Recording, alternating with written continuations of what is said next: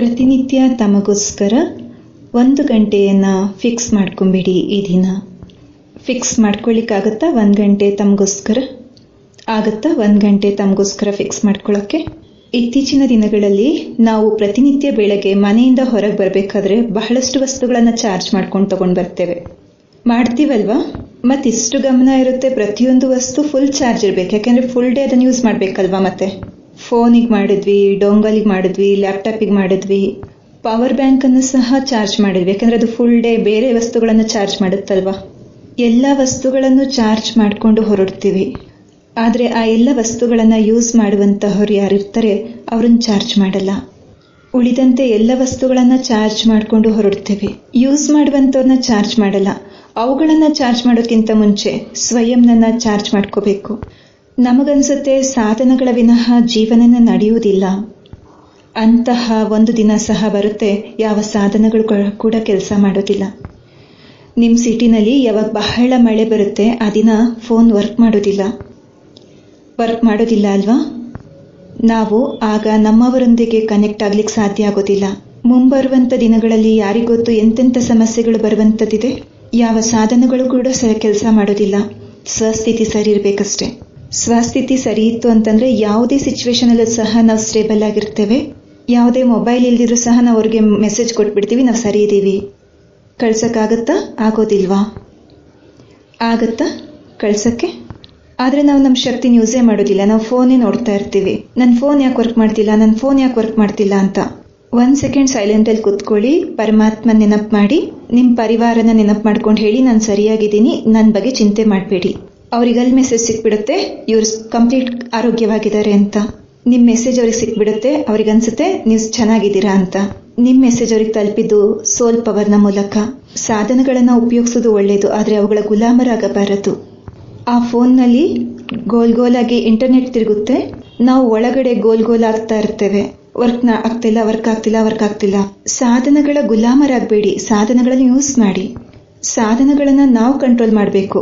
ಈ ದಿನ ಸಾಧನಗಳು ನಮ್ಮನ್ನು ಕಂಟ್ರೋಲ್ ಮಾಡ್ತಾ ಇವೆ. ಒಂದು ವೇಳೆ ಸಾಧನಗಳು ಸಹ ನಮ್ಮನ್ನು ಕಂಟ್ರೋಲ್ ಮಾಡ್ತವೆ, ಪರಿಸ್ಥಿತಿಗಳು ಸಹ ನಮ್ಮನ್ನು ಕಂಟ್ರೋಲ್ ಮಾಡ್ತವೆ ಅಂದರೆ, ಜನರ ವ್ಯವಹಾರಗಳು ಸಹ ನಮ್ಮನ್ನು ಕಂಟ್ರೋಲ್ ಮಾಡ್ತವೆ ಅಂದರೆ, ನಮ್ಮ ಜೀವನ ನಮ್ಮ ಕೈಲಿ ಉಳ್ಕೊಳ್ಳೋದಿಲ್ಲ ಆಮೇಲೆ. ಹಾಗಾದರೆ ಥಿಂಕ್ ರೈಟ್, ಇರೆಸ್ಪೆಕ್ಟಿವ್ ಆಫ್ ವಸ್ತುಗಳು ಕೆಲಸ ಮಾಡದೇ ಇರಲಿ, ಸಮಸ್ಯೆಗಳು ಸರಿ ಇರಲಿ, ಸರಿ ಇಲ್ಲದೆ ಇರಲಿ, ಸ್ವಸ್ಥಿತಿನ ಎನರ್ಜೈಸ್ ಮಾಡಿಕೊಂಡು ನಡಿಬೇಕಷ್ಟೆ. ಹಾಗಿದ್ರೆ ಬೆಳಗ್ಗೆ 1 ಗಂಟೆ ತಮಗೋಸ್ಕರ ಕೊಡ್ಲಿಕ್ಕಾಗತ್ತಾ? ಎಸ್, ಪಕ್ಕನಾ? ವಾಯ್ಸೆ ಬಹಳ ತಣ್ಣಗೆ ಬರ್ತಾ ಇದೆ. ಈಗ ಯೋಚನೆ ಮಾಡ್ತಿರ್ತೀರ, ಬೆಳಗ್ಗೆನಾ ಅದು 1 ಗಂಟೆ? ಅಯ್ಯೋ, ಕೆಲಸಕ್ಕಾಗಿನೇ ಕಷ್ಟಪಟ್ಟು ಎದ್ದು ರೆಡಿಯಾಗಿ ಹೊರಡ್ತೀವಿ. ಇದು ಕೇವಲ ಒಂದು ಲೈಫ್ ಸ್ಟೈಲ್ ಅಷ್ಟೇ. ಡೇ ಬೈ ಡೇ ಎಲ್ಲ ಚೇಂಜ್ ಆಗಿಬಿಡುತ್ತೆ. ಯಾಕೆ ಚೇಂಜ್ ಆಗುತ್ತೆ ಅಂದರೆ, ಬೆಳಗ್ಗೆ ಬೇಗ ಹೇಳ್ತೀವಿ, 1 ಗಂಟೆ ಟೈಮ್ ತೆಗಿತೀವಿ ಮೆಡಿಟೇಟ್ ಮಾಡಲಿಕ್ಕೆ, ಆಮೇಲೆ ಫುಲ್ ಡೇ ಒಳ್ಳೆಯದನ್ನೇ ಯೋಚನೆ ಮಾಡ್ತೇವೆ, ಆಮೇಲೆ ಕೆಲಸಗಳೆಲ್ಲ ಬೇಗ ಕಂಪ್ಲೀಟ್ ಆಗಿಬಿಡುತ್ತೆ. ಮನೆಗೆ ಬಂದರೂ ಸಹ ಬೇಗ ಬಂದ್ಬಿಡ್ತೀವಿ, ಬಂದಾಗಲೂ ತುಂಬ ಲೈಟ್ ಆಗಿರ್ತೀವಿ. ಮನೇಲೂ ಸಹ ಯಾವ ಜಗಳ ಆಗೋದಿಲ್ಲ, ಎಲ್ಲ ಸರಿ ಇರುತ್ತೆ, ಯಾಕೆಂದರೆ ನಾವು ಸರಿಯಾಗಿ ಸಂಕಲ್ಪ ಮಾಡ್ತಿರ್ತೀವಿ. ಜಲ್ದಿ ಊಟ ಮಾಡ್ತೀವಿ, ರಾತ್ರಿ ಜಲ್ದಿ ಮಲಗ್ತೀವಿ. ಅರ್ಲಿ ಟು ಬೆಡ್ ಏನು ಸ್ಲೋಗನ್ ಇದೆ? ಬಾಲ್ಯದಲ್ಲಿ ಕೇಳಿದ್ರಲ್ವಾ, ಅರ್ಲಿ ಟು ಬೆಡ್. ಮುಂದೆ ಏನು ಹೇಳಿ? Early to bed, early to rise makes a man healthy, wealthy and wise. ಈಗ ಹೇಳಿ, ಲೇಟ್ ಟು ಬೆಡ್. ಅವ್ರು ಇದನ್ನು ಹೇಳೇ ಇಲ್ಲ, ಅವ್ರು ಒಂದೇ ಲೈನ್ ಹೇಳಿಬಿಟ್ರು. ಅವ್ರು ಅಂದ್ಕೊಂಡ್ರು ಇವ್ರಿಗೆ 1 ಲೈನ್ ಹೇಳಿದ್ರೆ ಸಾಕು, ಅಂತಹ ಜೀವನವನ್ನೇ ಜೀವಿಸ್ತಾರೆ ಅಂತ. ಉಳಿದ ಸ್ಲೋಗನನ್ನು ನಾವು ಕಂಪ್ಲೀಟ್ ಮಾಡಬೇಕಾಗುತ್ತೆ ಈಗ. Late to bed, late to rise will make a man. ಹೇಳಿ ಏನಂತ? ಅನ್ಹೆಲ್ದಿ. ಉಳಿದಿದ್ದು ನೀವೇ ಕಂಪ್ಲೀಟ್ ಮಾಡ್ಕೊಂಬಿಡಿ. ರಾಜಯೋಗ ಮೆಡಿಟೇಷನ್ ಅನ್ನುವಂಥದ್ದು ಒಂದು ಲೈಫ್ ಸ್ಟೈಲ್ ಆಗಿದೆ. ಇದು 15 ನಿಮಿಷ ಮೆಡಿಟೇಷನ್, ಅರ್ಧ ಗಂಟೆ ಮೆಡಿಟೇಷನ್ ಅಲ್ಲ. ಇದೊಂದು ಲೈಫ್ ಸ್ಟೈಲ್ ಆಗಿದೆ. ಇದರಿಂದ ಉಳಿದೆಲ್ಲ ಕೆಲಸಗಳು ಆ ಸಾತ್ವಿಕತೆಯಲ್ಲಿ ಬಂದ್ಬಿಡುತ್ತೆ. ಯಾವುದು ಆಗಬೇಕಾಗಿತ್ತು ಅದೇ ಸಾತ್ವಿಕತೆಯಲ್ಲಿ ಬಂದ್ಬಿಡುತ್ತೆ. ಯಾಕೆ ಅಂದರೆ ನಾವು ಮೆಡಿಟೇಟಿವ್ ಲೈಫ್ ಸ್ಟೈಲ್ನ ಯೂಸ್ ಮಾಡಿದ್ದೀವಿ. 2 ಪ್ರಕಾರದ ಜೀವನ ಇರುತ್ತೆ. ಒಂದಾಗಿದೆ ಯೋಗಿ ಜೀವನ, 2ನೇದಾಗಿದೆ ಭೋಗಿ ಜೀವನ. ಭೋಗಿ ಜೀವನ ಅಂದರೆ ಭೋಗಿಸುವಂಥದ್ದು, ಸಫರಿಂಗ್ ಮಾಡುವಂತಹದ್ದು. ಯೋಗಿ ಜೀವನ ಅಂತಂದರೆ ಎಲ್ಲವನ್ನ ಮಾಡ್ತಾ ಇದ್ರು ಸಹ ಸ್ವಸ್ಥಿತಿ, ಮನಸ್ಸಿನ ಸ್ಥಿತಿ ಹೇಗಿರುತ್ತೆ ಅಂದರೆ, ಯೋಗಿ ಅಂದರೆ ಪ್ಯೂರ್ ಆಗಿರುತ್ತೆ ಹಾಗೂ ಡಿವೈನ್ ಆಗಿರುತ್ತೆ. Actually the word is not even think right. ನಾವು ಥಿಂಕ್ ರೈಟ್ ಅಂತೂ ಮಾಡೇ ಮಾಡ್ತೀವಿ, ಆದರೆ ಇಂಪಾರ್ಟೆಂಟ್ ಇರೋದು ಥಿಂಕ್ ಪ್ಯೂರ್ ಡಿವೈನ್. ಯೋಗಿ ಜೀವನ ಅಂದರೆ ಅರ್ಥ ಥಿಂಕ್ ಡಿವೈನ್. ನಾವು ಡಿವೈನ್ ಆಗಿ ಥಿಂಕ್ ಮಾಡಿದೀವಿ ಅಂದರೆ ಆ ಡಿವಿನಿಟಿ ಸೃಷ್ಟಿಯ ಮೇಲೆ ಓವರ್ ಪವರ್ ಆಗುತ್ತೆ. ಆಗ ನಾವೆಲ್ಲರೂ ಸೇರಿ ಈ ಕಲಿಯುಗಿ ಸೃಷ್ಟಿಯನ್ನ ಸತ್ಯುಗಿ ಸೃಷ್ಟಿಯನ್ನಾಗಿ ಪರಿವರ್ತಿಸ್ಲಿಕ್ಕೆ ಸಾಧ್ಯ ಆಗುತ್ತೆ. ಈ ಸಿಟಿ ಇದೆಯಲ್ಲ, ಬಹಳ ಸ್ಪೆಷಲ್ ಸಿಟಿಯಾಗಿದೆ. ಈ ಸಿಟಿಯನ್ನ ಪೂರ್ತಿ ದೇಶ ಕಾಪಿ ಮಾಡುತ್ತೆ. ಎಲ್ಲ ಹೊಸ ಥರದ ಫ್ಯಾಷನ್ ಇಲ್ಲಿಂದ ಸ್ಟಾರ್ಟ್ ಆಗುತ್ತೆ. ಹಾಗಿದ್ದಾಗ ಯಾಕೆ ನಾವು ಒಂದು ಹೊಸ ಫ್ಯಾಷನ್ ಶುರು ಮಾಡಬಾರ್ದು? ಅದನ್ನು ಪೂರ್ತಿ ದೇಶ ಕಾಪಿ ಮಾಡಬೇಕು. ಕಾಪಿ ಮಾಡಲಿ, ದೇಶನೇ ಕಾಪಿ ಮಾಡಲಿ. ನಮ್ಮನ್ನು ನಾವು ಸರಿ ಮಾಡ್ಕೊಳ್ಳಿಕ್ಕೋಸ್ಕರ ಯಾಕೆ ನಾವು ಸಾತ್ವಿಕ ಆಹಾರವನ್ನು ಸ್ವೀಕಾರ ಮಾಡಬಾರ್ದು? ಇಷ್ಟಾದರೂ ಯೋಗದಾನ ನಮ್ಮಿಂದ ಆಗಬೇಕಲ್ವಾ? ಮಾಡಬೇಕಾ ಬೇಡವಾ? ತಾಮಸಿಕ ಆಹಾರದಲ್ಲಿ ಏನು ಎನರ್ಜಿ ಇರುತ್ತೆ? ವಿಚಾರ ಮಾಡಿ, ನೀವು ವಿಚಾರ ಮಾಡಿ. ಯಾವ ಪ್ರಾಣಿ 15 ದಿನಗಳಿಂದ ಸ್ಲಾಟರ್ ಹೌಸ್ನಲ್ಲಿದೆ, ಏನು ವೈಬ್ರೇಷನ್ ಇದೆ ಆ ಸ್ಲಾಟರ್ ಹೌಸ್ದು? ಆ ಪ್ರಾಣಿ 15 ದಿವಸದಿಂದ ಏನು ನೋಡ್ತಾ ಇದೆ ಹೇಳಿ? ಅದಕ್ಕೆ ಗೊತ್ತಿದೆ ಅದ್ರ ಜೊತೆಗೆ ಏನು ನಡೆಯೋದಿದೆ ಈಗ ಅಂತ. 15 ದಿವಸದಿಂದ ಅದ್ರ ಎನರ್ಜಿ ಹೇಗಿದೆ? ದ್ವೇಷ, ದುಃಖ, ನೋವು, ಕ್ರೋಧ, ಹಿಂಸೆ, ಹೆಲ್ಪ್ಲೆಸ್ನೆಸ್ ಮತ್ತೆ ಡೆತ್. ಅದಾದ್ಮೇಲೆ ನಮ್ಮ ಪ್ಲೇಟಿಗೆ ಬಂದ ತಕ್ಷಣ ನಾವು ಹೇಳ್ತೀವಿ ಟೇಸ್ಟ್, ಹೆಲ್ತ್ ಅಂತ. ಈಗ ಹೇಳಿ, ನಮ್ಮ ಜವಾಬ್ದಾರಿ ಎಲ್ಲಿ ಹೋಯ್ತು? ನಮ್ಮ ಜವಾಬ್ದಾರಿ ಏನು? ಕೇವಲ ನಮ್ಮ ಟೇಸ್ಟ್ಗೋಸ್ಕರ ನಾವು ಹಿಂಸೆ ಮಾಡಿರುವಂಥ ವಸ್ತುವನ್ನು ತಿಂತಾ ಇದ್ದೀವಿ. Then do we have the rights to say anything about anybody else? We don't have any rights. ನಾವು ಪರಿವರ್ತನೆಯನ್ನು ನಮ್ಮೊಳಗೆ ತಂದ್ಕೋಬೇಕು. ಎಂತಹ ಅನ್ನ ಅಂತಹ ಮನ. ಮನಸ್ಸು ಸ್ವಚ್ಛವಾಗಿರಬೇಕು ಅಂದರೆ ತಿನ್ನುವಂಥ ಆಹಾರ ಸ್ವಚ್ಛವಾಗಿರಬೇಕು. ಇಂಪ್ಯೂರ್ ಅನ್ನವನ್ನು ತಿಂದು ಪ್ಯೂರ್ ಮೈಂಡನ್ನು ಇಟ್ಕೊಳ್ತೀನಿ ಅಂತಂದರೆ ಅದು ಪಾಸಿಬಲ್ ಇಲ್ಲ. ಆ ರೀತಿ ಇರಲಿಕ್ಕೆ ಸಾಧ್ಯ ಇಲ್ಲ. ಆ ಆಹಾರದಲ್ಲಿ ಪ್ರೋಟೀನ್ಸ್ ಇದೆ, ಆದರೆ ಅದ್ರ ಜೊತೆಗೆ ಯಾರ್ದೋ ನೋವಿದೆ, ದ್ವೇಷ ಇದೆ, ಪೇಯ್ನ್ ಇದೆ, ಹೆಲ್ಪ್ಲೆಸ್ನೆಸ್ ಇದೆ. ಅಂತಹ ಆಹಾರವನ್ನು ತಿನ್ನಬಾರ್ದು. ಯಾರೇನು ಬೇಕಾದರೆ ಹೇಳಿ. ನಾವು ಕೇವಲ ನಮ್ಮ ಕರ್ಮವನ್ನು ಬದಲಾಯಿಸ್ಕೋಬೇಕಾಗಿದೆ.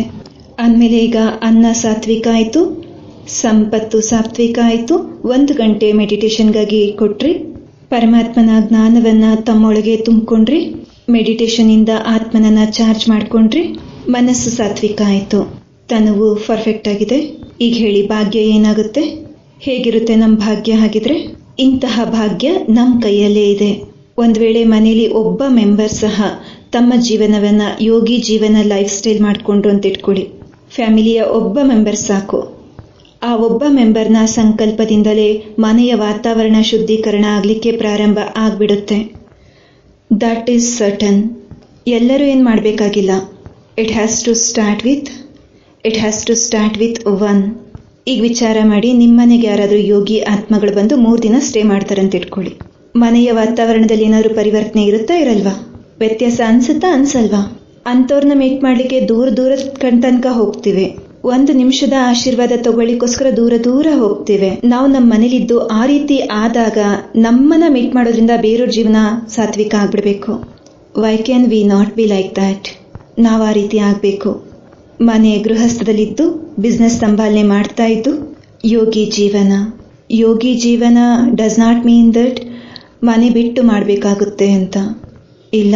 ಯೋಗಿ ಅಂತಂದ್ರೆ ಸ್ವಸ್ಥಿತಿಯಲ್ಲಿರುವಂತಹವರ ಪ್ರತಿಯೊಂದು ಸಂಕಲ್ಪ ಪ್ಯೂರ್ ಆಗಿರುತ್ತೆ. ಅವರ ಪ್ರತಿಯೊಂದು ಸಂಕಲ್ಪ ಕ್ಲೀನ್ ಆಗಿರುತ್ತೆ.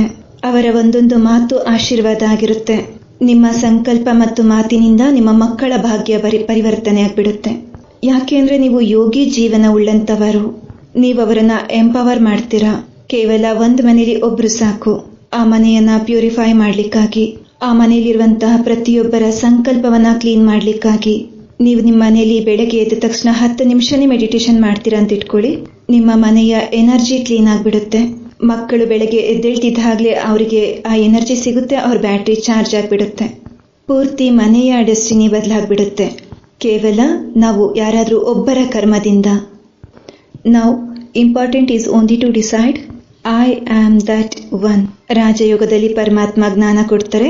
ಆತ್ಮ ಯಾರಾಗಿದ್ದಾರೆ, ಅದರ 7 ಗುಣ ಒರಿಜಿನಲ್, ಅದರ ಸಂಸ್ಕಾರವಾಗಿದೆ. ಪರಮಾತ್ಮ ತನ್ನ ಸ್ವಂತ ಪರಿಚಯವನ್ನು ಕೊಡ್ತಾರೆ. ಆ ಕಾರಣ ನಾವು ಪರಮಾತ್ಮ ಜೊತೆಗೂ ಸಹ ಕನೆಕ್ಟ್ ಆಗಿ ಅವ್ರ ಜೊತೆಗೆ ಒಂದು ಪ್ರಿಯವಾದಂಥ ಸಂಬಂಧವನ್ನ ಅನುಭವ ಮಾಡಲಿಕ್ಕೆ ಸಾಧ್ಯ ಆಗುತ್ತೆ. ಯೋಗಿ ಜೀವನ ಅಂತಂದ್ರೆ ಯಾರು ತಮ್ಮ ಪ್ರತಿಯೊಂದು ಕರ್ಮ ಮಾಡ್ತಿದ್ದಾಗ್ಯೂ ಸಹ ಅವರ ಆಂತರಿಕ ಸಂಬಂಧ ಪರಮಾತ್ಮನೊಂದಿಗೆ ಜೋಡಣೆಯಾಗಿರುತ್ತದೆ. ಹಾಗಿದ್ದಾಗ ತಪ್ಪು ಕರ್ಮಗಳು ಆಗುವಂತಹದ್ದು ಪಾಸಿಬಲ್ಲೇ ಇಲ್ಲ. ಇದಕ್ಕೆ ಹೇಳಲಾಗುತ್ತದೆ ಕರ್ಮಯೋಗಿ. ನಾವು ಹೇಳ್ತೀವಲ್ಲ, ನಾನು ಕರ್ಮಯೋಗಿಯಾಗಿದ್ದೀನಿ ಅಂತ. ನಾವು ಕೇವಲ ಕರ್ಮ ಮಾಡ್ತೀವಿ. ಕರ್ಮ ಮಾಡೋದು ಕರ್ಮಯೋಗಿ ಅಂತಲ್ಲ. ಯೋಗಯುಕ್ತ ಸ್ಥಿತಿಯಲ್ಲಿದ್ದು ಕರ್ಮ ಮಾಡೋದಕ್ಕೆ ಕರ್ಮಯೋಗಿ ಅಂತ ಹೇಳಲಾಗುತ್ತೆ. ಭೋಗಿಗಳಿಗೆ ಕರ್ಮಯೋಗಿ ಅಂತ ಹೇಳೋದಿಲ್ಲ. ಕೆಲಸ ಮಾಡ್ತಾ ಕೋಪನೂ ಮಾಡ್ಕೊಳ್ತಾರೆ, ಟೆನ್ಷನು ಕ್ರಿಯೇಟ್ ಮಾಡ್ತಾರೆ, ಆಮೇಲೆ ಹೇಳ್ತಾರೆ ನಾನು ಕರ್ಮಯೋಗಿ ಅಂತ. ಅಂಥವ್ರು ಕರ್ಮಯೋಗಿ ಅಲ್ಲ. ಯೋಗಿ ಜೀವನ ಅಂದರೆ ಯೋಗಿ ಸ್ಥಿತಿಯಲ್ಲಿ ಕರ್ಮ ಮಾಡುವಂತಹದ್ದು. ಮೂರನೇ ವಸ್ತು ಆಗಿದೆ ಪರಮಾತ್ಮ ಹೇಳಿರುವಂಥ ಇಂಪಾರ್ಟೆಂಟ್ ವಿಷಯ. ಇದು ಸೃಷ್ಟಿ ಪರಿವರ್ತನೆಯ ಸಮಯವಾಗಿದೆ. The world is going to change and we have to change the world. ನಮ್ಮ ಸಂಸ್ಕಾರದಿಂದ ಸೃಷ್ಟಿ ಸ್ಥಾಪನೆಯಾಗುತ್ತದೆ. ಈ ಸಂಸಾರವನ್ನು ಬದಲಾಯಿಸಬೇಕಂದ್ರೆ ನಮ್ಮ ಸಂಸ್ಕಾರವನ್ನು ಬದಲಾಯಿಸ್ಕೋಬೇಕು. ಮೊದಲು ನಮ್ಮ ಸಂಸಾರವನ್ನು ಬದಲಾಯಿಸ್ಕೋಬೇಕು. ತದನಂತರ ಈ ಜಗತ್ತು ಬದಲಾಗುತ್ತದೆ. ಈಗ ನಾವಿಲ್ಲಿಂದ ಮನೆಗೆ ವಾಪಸ್ ಹೋದಾಗ ನಾವು ಯಾವ ಜಗತ್ತಿನಿಂದ ಬಂದಿದ್ವಿ? ಕಲಿಯುಗಿ ಸ್ಥಿತಿಯಲ್ಲಿ ನಾವು ಬಂದಿದ್ವಿ ಇಲ್ಲಿಗೆ. ಈಗ ವಾಪಸ್ ಮನೆಗೆ ಹೋಗ್ಬೇಕಾದ್ರೆ ಯಾವ ಸ್ಥಿತಿಯಲ್ಲಿ ಹೋಗ್ತೀರಾ? ಪಕ್ಕಾನ ನೋಡಿ. ಆಮೇಲೆ ನೀವು ಮನೆಗೆ ಹೋಗ್ತಿದ್ದಾಗಲೇ ಬಾಗ್ಲಲ್ಲೇ ಇಷ್ಟು ಲೇಟಾಗಿ ಬಂದ್ರಿ, ಹೊಟ್ಟೆ ಹಸಿತಾ ಇದೆ, ಊಟ ಮಾಡೋ ಟೈಮ್ ಆಗೋಯ್ತು. ಈಗ ಹೇಳಿ, ನೀವು ಹೇಗೆ ರೆಸ್ಪಾಂಡ್ ಮಾಡ್ತೀರಾ?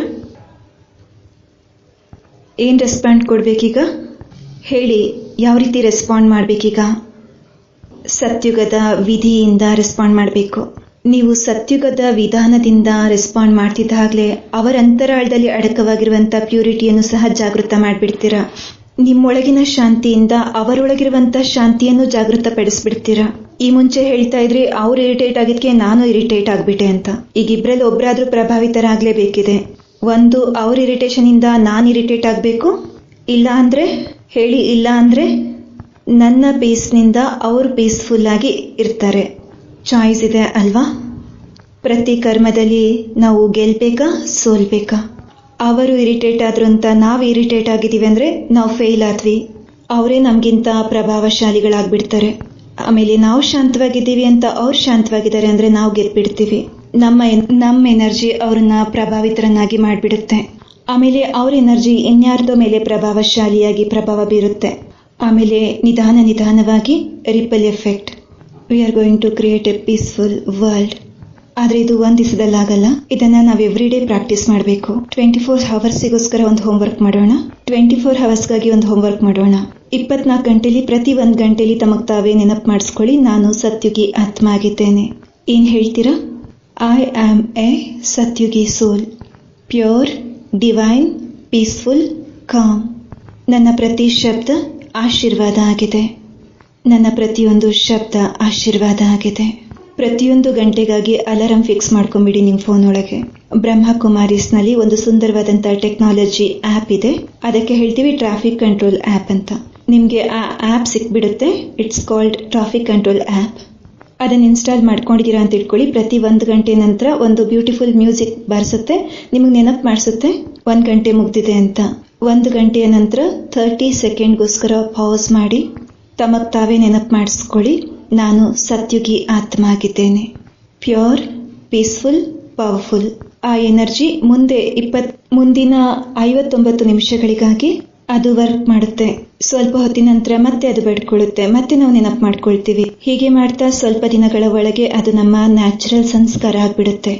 ನಾವು ಪ್ರತಿನಿತ್ಯ ಬೆಳಗ್ಗೆ 1 ಗಂಟೆ ನಮಗೋಸ್ಕರ ತೆಗಿತೀವಿ ಅಂದರೆ ಆಗ ನಮ್ಮ ಬ್ಯಾಟ್ರಿ ಗ್ರ್ಯಾಜುವಲಿ ಚಾರ್ಜ್ ಆಗ್ತಾ ಹೋಗುತ್ತೆ. ಆ ಎನರ್ಜಿ ನಮ್ಮೊಳಗೆ ಫುಲ್ ಡೇನಲ್ಲಿ ಕೇವಲ pure thoughts, pure words, beautiful ಕರ್ಮವನ್ನು ಮಾಡಿಸುತ್ತೆ. That will become certain. ಬನ್ನಿ ಈಗ ಆ 24 ಗಂಟೆಯಲ್ಲಿ ಕ್ರಿಯೇಟ್ ಮಾಡಬೇಕಾಗಿರುವಂಥ ಥಾಟ್ಸನ್ನು ಕ್ರಿಯೇಟ್ ಮಾಡೋಣ. ಇಲ್ಲಿರೋರಲ್ಲಿ ಯಾರೆಲ್ಲ ಮೆಡಿಟೇಷನ್ ಕಲಿತೇ ಇಲ್ಲ ಹೇಳಿ? ಎಂದೂ ಸೆಂಟರ್ಗೆ ಬಂದೇ ಇಲ್ಲ, ಮೆಡಿಟೇಷನ್ ಕಲಿತೇ ಇಲ್ಲ ಅನ್ನೋರು. ಯಾಕೆ ಅಂದರೆ ನಾವೇನು 1 ಗಂಟೆ ಮಾಡುವಂಥವ್ರಿದ್ದೀವಿ, ಕಲಿಯುವಂಥವ್ರಿದ್ದೀವಿ. ನಾಳೆಯಿಂದ ಶುರು ಮಾಡೋಣ. ರೆಡಿ ಇದ್ದೀರಾ ಕಲೀಲಿಕ್ಕಾಗಿ? ಹೇಳಿ, ರೆಡಿ ಇದ್ದೀರಾ? Yes. Ready to do it from tomorrow? Okay, yes. Postpone ಮಾಡೋ ಹಾಗಿಲ್ಲ.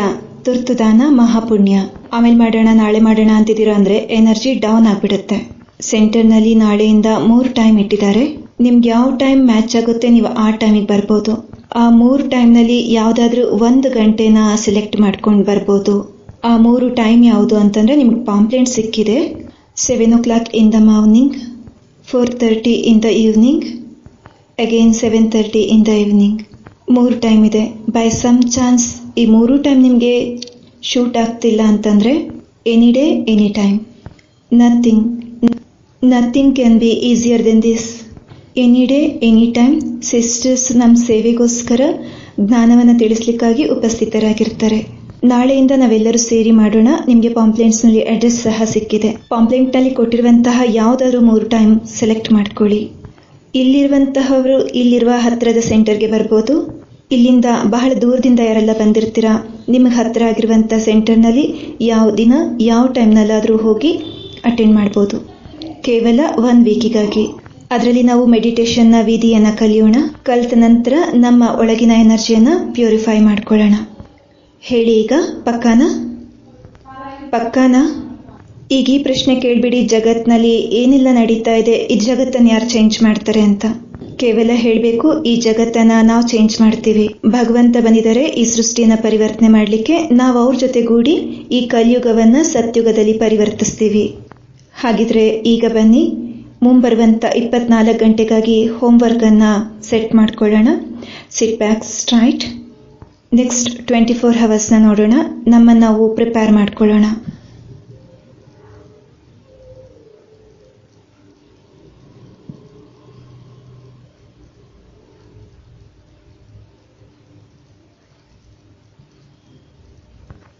I the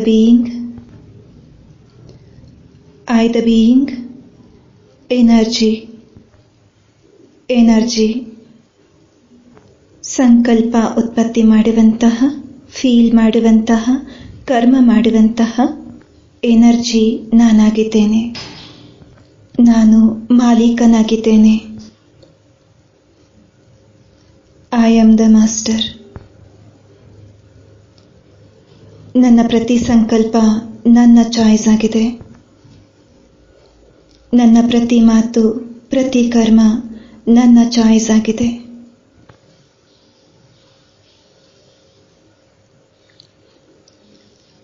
ನಾನು ಎಮೋಷನಲಿ ಇಂಡಿಪೆಂಡೆಂಟ್ ಆಗಿದ್ದೇನೆ.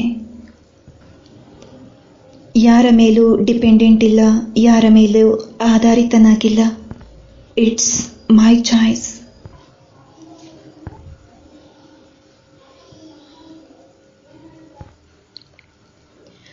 I am a pure soul, divine being. ಪವಿತ್ರವಾಗಿರುವಂತಹ, ಸ್ವಚ್ಛವಾಗಿರುವಂತಹ ನನ್ನ ಮನಸ್ಸು ಸ್ವಚ್ಛವಾಗಿದೆ.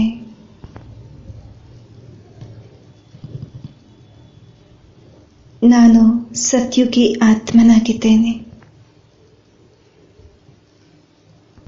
ನನ್ನ ಪ್ರತಿಯೊಂದು ಸಂಕಲ್ಪ ಸ್ವಚ್ಛವಾಗಿದೆ. ಯಾರು ಹೇಗೆ ಬೇಕಾದರೂ ವ್ಯವಹಾರ ಮಾಡಲಿ,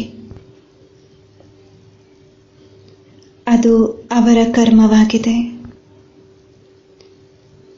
ನನ್ನ ಜವಾಬ್ದಾರಿ ನನ್ನ ಚಾಯ್ಸ್ ಆಗಿದೆ. ಅಂತಹವರಿಗೂ ಶಕ್ತಿಯನ್ನು ನಾನೇ ಕೊಡಬೇಕಾಗಿದೆ. ಅಂತಹವರನ್ನು ಹೀಲ್ ಮಾಡಬೇಕಾಗಿದೆ. ಅವರನ್ನು ಸಹ ಸ್ವಚ್ಛಗೊಳಿಸಬೇಕಾಗಿದೆ.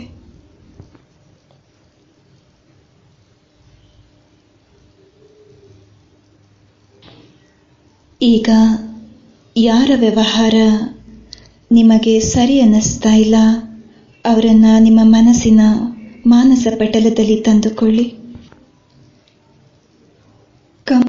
ಕರುಣೆ ಇರಲಿ ಅವರ ಮೇಲೆ. ಅವರ ಮನಸ್ಸು ಪರೇಶಾನ್ ಆಗಿದೆ, ಡಿಸ್ಟರ್ಬ್ ಆಗಿದೆ. ಅದಕ್ಕೆ ಅವರು ಆ ರೀತಿ ವ್ಯವಹರಿಸ್ತಾ ಇದ್ದಾರೆ. ಅಶಾಂತರಾಗಿದ್ದಾರೆ, ದುಃಖಿಗಳಾಗಿದ್ದಾರೆ. ಅದು ಅವರ ಮನಸ್ಥಿತಿಯಾಗಿದೆ. ನಾನು ಸತ್ಯುಗಿ ಆತ್ಮನಾಗಿದ್ದೇನೆ.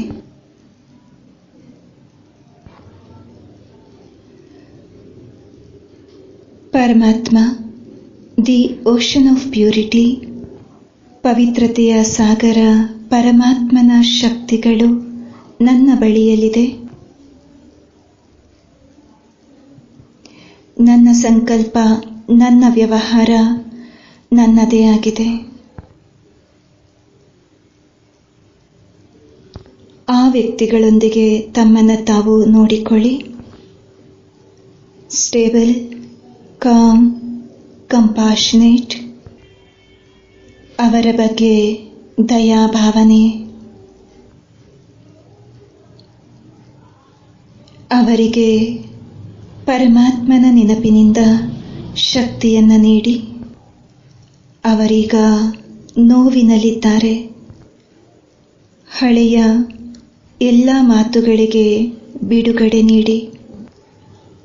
ಅವುಗಳನ್ನೆಲ್ಲ ಮನಸ್ಸಿನಲ್ಲಿ ಇಟ್ಟುಕೊಳ್ಳುವುದರಿಂದ ಮನಸ್ಸು ಮೈಲಿಗೆಯಾಗುತ್ತದೆ. ಆಂತರಿಕ ಶಕ್ತಿ ಕ್ಷೀಣಿಸಿ ಹೋಗುತ್ತದೆ. ನನ್ನ ಜವಾಬ್ದಾರಿ ನನ್ನನ್ನು ನಾನು ಗಮನವಿಟ್ಟು ನೋಡಿಕೊಳ್ಳುವಂತಹದ್ದಾಗಿದೆ. ನನ್ನ ಮನಸ್ಸನ್ನು ಸ್ವಚ್ಛವಾಗಿ ಇಟ್ಟುಕೊಳ್ಳುವಂತಹದ್ದಾಗಿದೆ. ಈ ಸೃಷ್ಟಿಯನ್ನು ಸುಂದರವನ್ನಾಗಿ ಮಾಡುವಂತಹದ್ದಾಗಿದೆ. I am a satyugi being, pure, divine.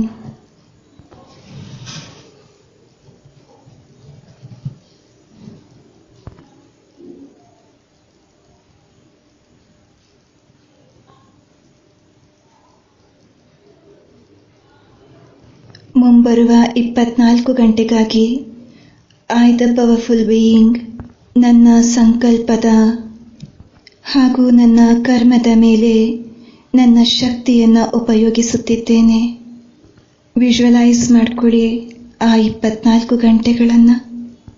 ಏನೇನು ಮಾಡುವಂತಹದ್ದಿದೆ ಹಾಗೂ ಆ ಸಮಯದಲ್ಲಿ ತಮ್ಮನ್ನು ತಾವು ನೋಡಿಕೊಳ್ಳಿ.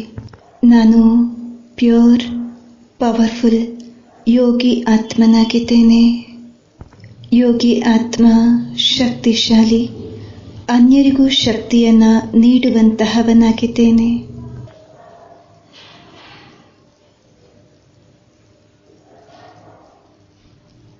ಏನ್ ಬೇಕಾದರೆ ಆಗಲಿ, ಸ್ಥಿರವಾಗಿದ್ದೇನೆ, ಶಾಂತವಾಗಿದ್ದೇನೆ, ಸ್ಟೇಬಲ್ ಆಗಿದ್ದೇನೆ, ಪ್ಯೂರ್ ಆಗಿದ್ದೇನೆ. ಇಂದಿನಿಂದ ಪ್ರತಿನಿತ್ಯ ಬೆಳಗ್ಗೆ 1 ಗಂಟೆ ನನ್ನ ಸ್ವಂತಕ್ಕಾಗಿ ಇದೆ. ನನ್ನನ್ನು ನಾನು ಚಾರ್ಜ್ ಮಾಡ್ಕೊಳ್ಳೋಕ್ಕಾಗಿ ಆ ಸಮಯವಿದೆ. ಅದು ನನ್ನ ಪರಿವಾರವನ್ನು ಚಾರ್ಜ್ ಮಾಡುವಂತಹ ಸಮಯವಾಗಿದೆ. ಸೃಷ್ಟಿಯನ್ನು ಪರಿವರ್ತಿಸಲಿಕ್ಕಾಗಿ ಇದೆ. ನನ್ನ 1 ಗಂಟೆಯ ಸಮಯ ನನಗಾಗಿಯೇ ಇದೆ.